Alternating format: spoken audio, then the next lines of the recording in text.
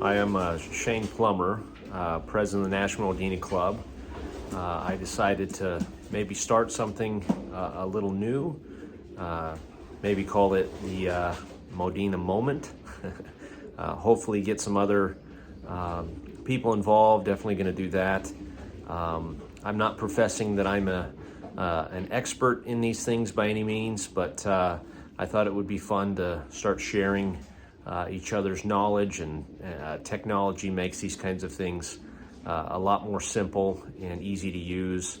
And I just decided that I'm starting to mate up some birds. Our national just ended last week, and breeding season is always my favorite time of the year, and I decided to put some birds in show coops, maybe walk through one mating selection and give you the reasons why I do what I do, and maybe it can help you in you making some decisions. So I'm going to flip this around and start mating up some birds. This is a group of black cocks and some black hens, and I have others, but this is just the first group that I'm going to start putting together. I'm going to take this one, for example, and kind of walk through what I'm going to do with him. He's a 2019 cock. I've used him for 2 breeding seasons, so I already know kind of what he throws.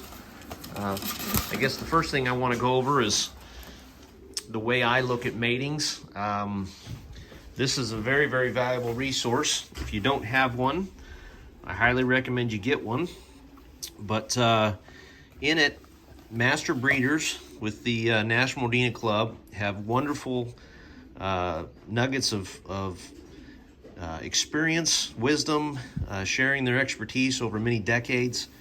But the one that I'm going to talk about is Mr. Ed Loomis, who sadly passed on last year, and he will be a loss to our club, and that's for real. Ed was a very good man, and definitely a legacy breeder that is going to be hard to replace. But Ed, in this article, he points out some things that I think are real nuggets of wisdom, and primarily in my profession is breeding horses. Genotype and phenotype are 2 sides of the same coin. So when we look at these birds, everything we're looking at is the phenotype, is what they show us. So I take, for example, our standard. You know, that's phenotype, and this is the gold standard, what we're trying to do. So most people look at the birds and they're examining the phenotype, which is what all they can do, what the birds show us. If you've had a producer, what they produce, everything that's tangible, everything that we can see. And then genotype is everything that's behind the birds. So I keep, detailed records, pedigrees, and I know who the birds are by and out of, cock and hen, and I try to take those 2 bits of information, the phenotype and the genotype, and then try to make the best decision. The genotype is the Legos. It's what builds us, the birds. So this cock, for example, I know who his parents are, and I know what he's thrown, and I have decided from what he's given me and also his pedigree to mate him with this young hen. I always like to take a young bird, 2021 in this case, and breed them to an older bird. So if it's a young cock, I like to breed them to an old hen. If it's a young hen, I like to breed them to an old cock. Just kind of teach them the ropes, how to do things. I don't need to go into too much explanation there, but the qualities of this cock bird, his phenotype and what he is and what he's thrown me, and the qualities of this hen, I believe that's going to be a good pairing for me. So now that I've selected that pair, what I do, and everybody does this a little bit differently, but I'm just going to show you what I do. There's other videos that have been published, but I'm going to trim this bird up. So this is the cock bird. I look for his vent. I put my thumb over the vent just so I don't get any of the tickler feathers. And I'm going to trim away any feathers around that vent. I'll be honest with you, I don't know if this makes one bit of difference in fertility. It sure makes me feel better. But what it does help me do is it helps me keep on top of the birds to not have any dirty vents. If your birds are anything like mine, you're gonna have to keep up on them throughout the breeding season, making sure that their vents are clear, don't have any manure caked up, and it's just generally better for copulation if they don't have any manure on there. So I've seen some breeders go down to the skin. This general idea right here has worked for me. Doesn't take me too long, and I just try to get everything around the vent nice and clean except for those tickler feathers. The head, because we've bred such massive heads and they can kind of have a hard time seeing, it's a good idea to just clear around the eyes. I just grab them by the head, doesn't hurt them at all. In fact, they really like it after you're done, because who was blind can now see. They can get to their nest better, they can get to their food, do everything better. So this guy is ready to be mated. I've got this pair trimmed up, put them in a nest box. I'm now gonna, bear with me here, kind of section them off so they have a little bit of a alone time. Nobody can bother them. And tomorrow they should be mated up. I can then release them into a community loft like I have here. These pairs are already been mated up a day or two ago. Some of these over here still getting mated up. They'll be mated up hopefully by tomorrow, and if I'm lucky, have some eggs in 9 to 10 days. Here's some of my other lofts, just to give you a quick look. There's some extra cocks that I'm still working on. These are some pairs here, already mated up, still getting settled in. Everybody does things a little bit differently with Modenas. I personally like community lofts. Try to give them plenty of space. Overcrowding is always a big issue with pigeons, but giving them space that they can feel like they have ownership of their nest box, and also be able to get around and do the things that pigeons like to do. I have fly lofts outside, things like that. Birds love to have the sunshine and go get wet when it rains and all that kind of stuff. But this is a community loft that I have. Some people use individuals. I'll show you what that looks like. This is what an individual could look like. I've seen people use dog carriers, rabbit hutches, all different sorts of individuals. I just use this more for quarantine or separating birds if I need to. I'm more of a community loft breeder. Wanted to show you, many of you have heard of feeders or pumpers. I use racing homers. Racing homers have been a long time passion of my father's. We've had a lot of fun with it over the years. He's really good at it.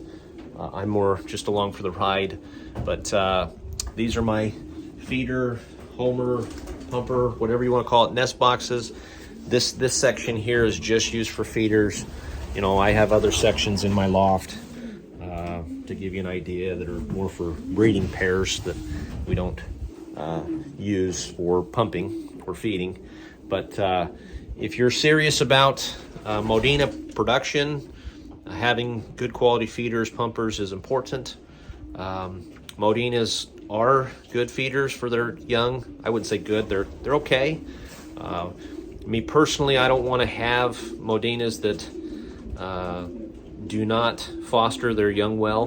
That's a priority for me in my mating selection, so I do make sure that my Modenas can feed.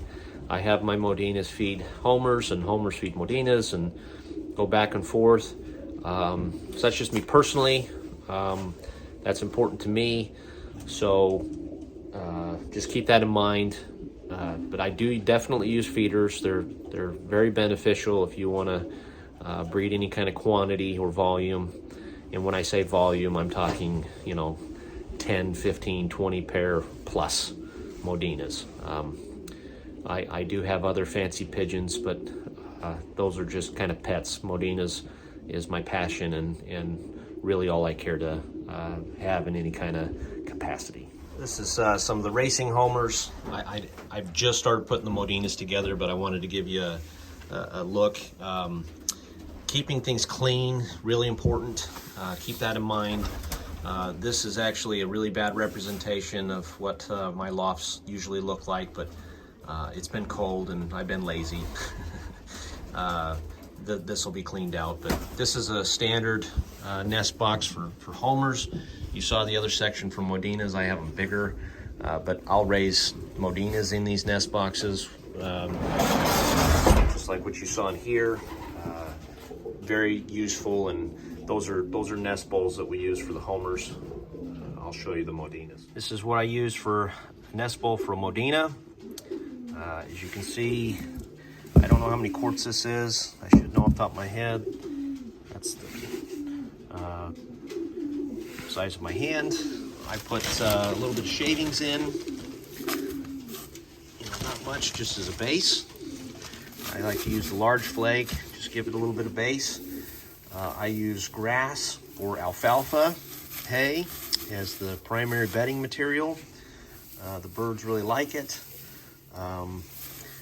This grass is probably what I like the least. I shouldn't have probably shown this to you. I like to use large leafy flake alfalfa. I don't have any in the loft right now. Maybe I'll show that to you another time.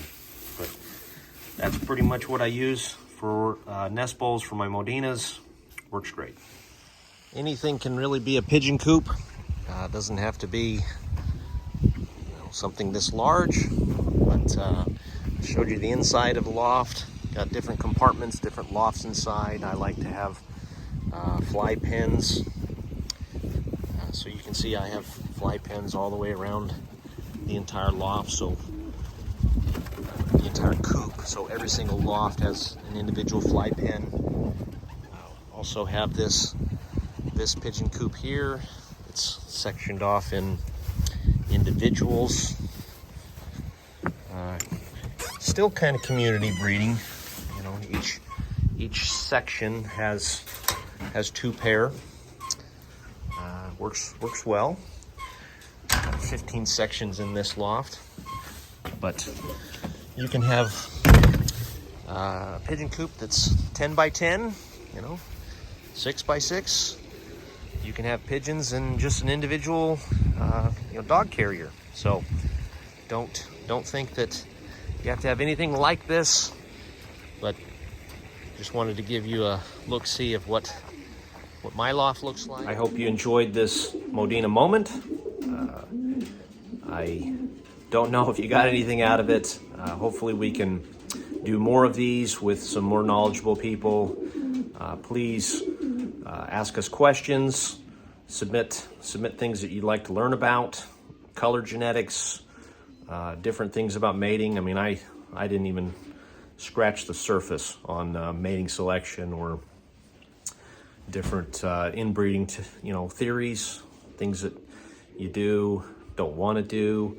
A lot of things that you can learn online, but if you can get a mentor and ask questions, I found that not the master breeders, the top breeders in this club are very, very willing to share, communicate, help. So don't ever feel afraid or shy.